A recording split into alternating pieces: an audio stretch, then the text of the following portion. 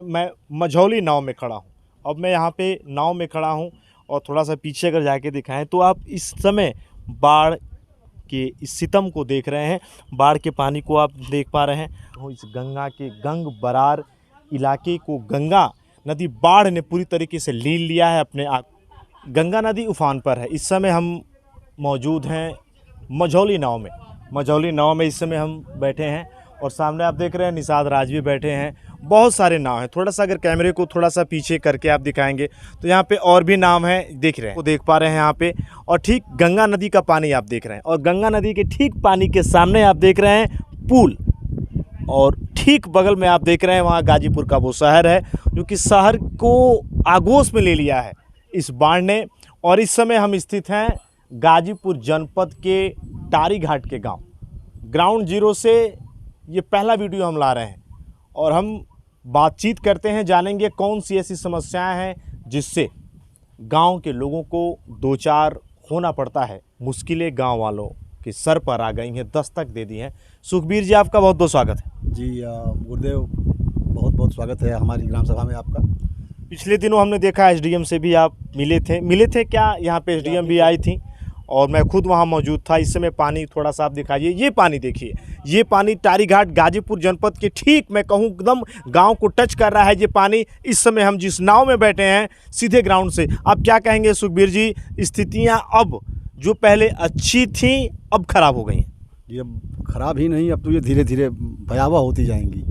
वहाँ पे उस दिन एसडीएम मैम भी आई थी, वो जो मैंने उनको कोला दिखाया था कि वहाँ पे पीडब्ल्यूडी का अस्पर बनता है। वहाँ पे जब तक वो पत्थर पूरा भर के नहीं बनेगा तो ये चक्रोड यहाँ से लेके और वहाँ बजरंगबली के जहाँ से मेदिनीपुर का शुरू होता है वहाँ तक है ये। अब ये चक्रोड की तरह एक बांध है सिर्फ, जो ये गंगा नदी का तट हो जाता है। जब पानी भरता है तो उस एकदम किनारे पानी झूलने लगता है उसमें। और सबसे जो बड़ी बात है ये जो मैं देख रहा हूँ कि माँ का जो ये नीचे वाला जो तल है ये भरता जा रहा है।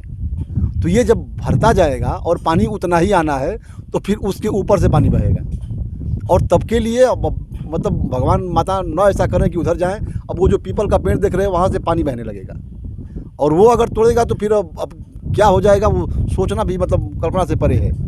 एकदम धारा में रहेगा पूरा गाँव ही, जब तक ये इसको ऊंचा करके ये बोल्डर न बंधे जाएं। अब यहाँ भी देख लीजिए ये घाट बना हुआ है। अब ये जो घाट ये आप देख रहे हैं जो यहाँ पे बैठने के लिए पूजा पाठ के लिए अब भी लोग लगा बैठते रहते हैं यहाँ पे।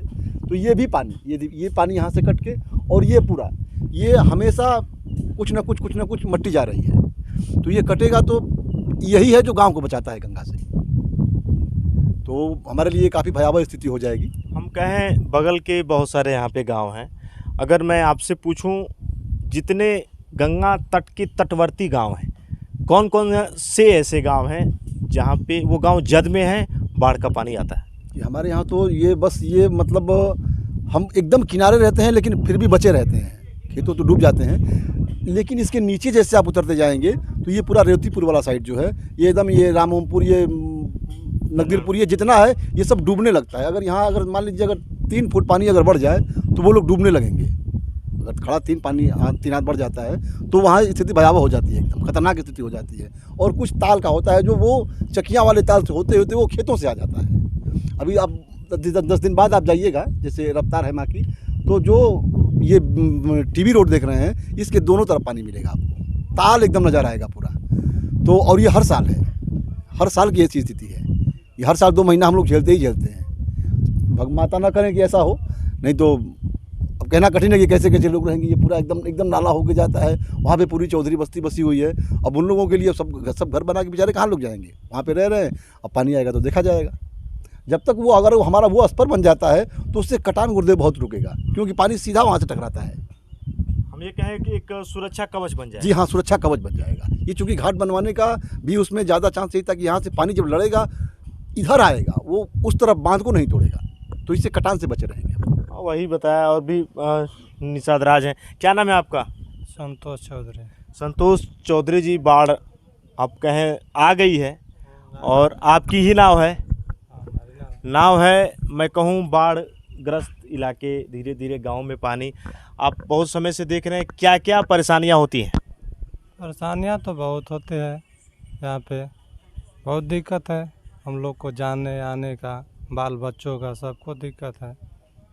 हम लोग चले जाएंगे कहीं बाढ़ विभाग में बचाने के लिए तो बाल बच्चा अकेले रहेंगे, और इससे ज़्यादा तो हम लोग को परेशानी होती है कि हम लोग 24 घंटा बाढ़ में जाते हैं, रहते हैं।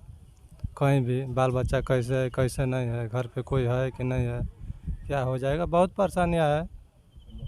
हम बताने से कोई बहुत ज़्यादा अथु नहीं है। अगर हम ये कहें बाढ़ में मछलियाँ भी आती हैं, हाँ, बाढ़ में मछलियाँ आती है तो मछलियाँ अपना नाला में खेत खलिहान में कौन कौन सी मछलियाँ आती हैं? मछलियाँ तो सभी आते हैं, छोटी बड़ी, इससे नाम अगर आप जानते हैं। टेंगरा, चैना, यही कुल बहुत सा चलवा, कितना नाम बताएंगे, हम नाम बताने से कोई अथु थोड़ी है। वही सीधा ठीक सामने मैं आपको दिखा रहा हूँ, जो मेरे सहयोगी कैमरामैन हैं आपको दिखा रहे हैं। इस समय मैं मझौली नाव में खड़ा हूँ। अब मैं यहाँ पे नाव में खड़ा हूँ और थोड़ा सा पीछे अगर जाके दिखाएं तो आप इस समय बाढ़ के इस सितम को देख रहे हैं। बाढ़ के पानी को आप देख पा रहे हैं और ये सीधे ग्राउंड से जो मैं इस पानी को दिखा रहा हूँ। अब ये देखिए, ये जो पानी की जो रफ्तार है, अभी ये पानी की रफ्तार है, पानी बहुत तेज़ गति से सामने से आ रहा है और ये पानी कब रुकेगा, कब थमेगा, लोगों को ज़रूर इसका इंतज़ार है। लेकिन किसान जो खुश था, यहाँ पे जो रेत में उसने खेती की थी, उनके चेहरे पे मुस्कान थी।